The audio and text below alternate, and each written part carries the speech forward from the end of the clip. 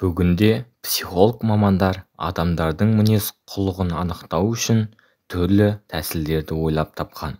Солардың бірі адамның ұйықтап жатқан кезіндегі дене қалпына қарап, оның қандай адам екенін анықтау. Барлықтарыңызға сәлем достар. Сіздермен бірге дертке шипа арнасы.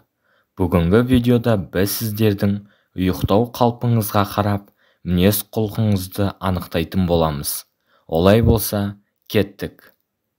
Егер ұйықтаған кезде тізеңізді бүгіп жатсаңыз, онда сіз бір қалыпты, сенім артуға болатын, ешкімге кек сақтамайтын жансыз. Кез келген ортада өзіңізді жайлы сезінесіз және адамдармен тез тіл табыса аласыз. Мұндай мінез-құлқы бар адамдарды ғылымда холерик темпераменті деп атайды. Егер де бүк түсіп жатсаңыз, үнемі жақындарыңыздың демеуіне, моральды қолдауына мұқтажсыз, өте сезімтал жансыз, кейде тіпті көз жасыңызға ерік бересіз. Осылайша бүк түсіп ұйықтаған кезде сіз сыртқы ортаның жағымсыз әсерлерінен қорғанғандай боласыз. Сіздің жарыңыз, немесе күйеуіңіз, немесе тіпті балаңыз осы кейіпте ұйықтайтын болса, оны мазалап, миын ашыта бермеңіз. Көшбасшылар әдетте аяқ-қолдарын еркін сермеп жатады. Мұндай адамдар импульсивті болып келеді.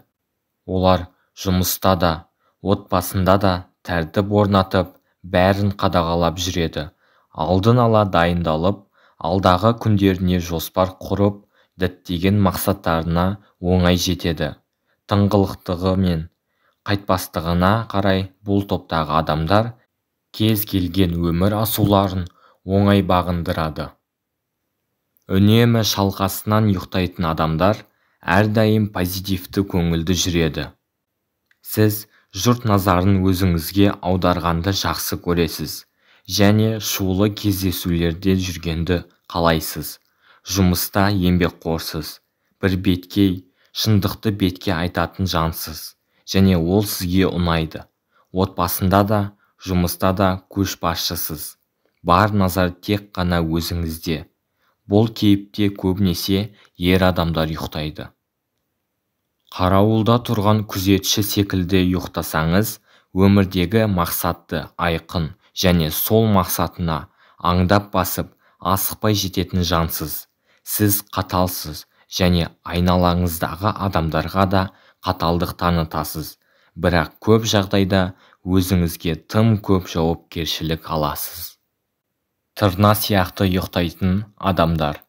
Ол адамдардан барлығын күтуге болады деген сөз.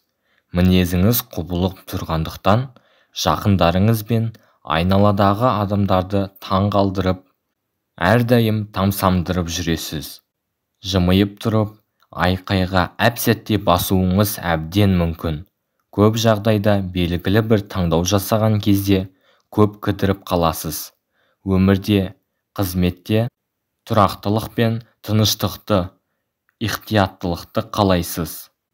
Ал сіздің ұйықтау қалпыңыз қандай? Комментарийға жаза кетіңіздер.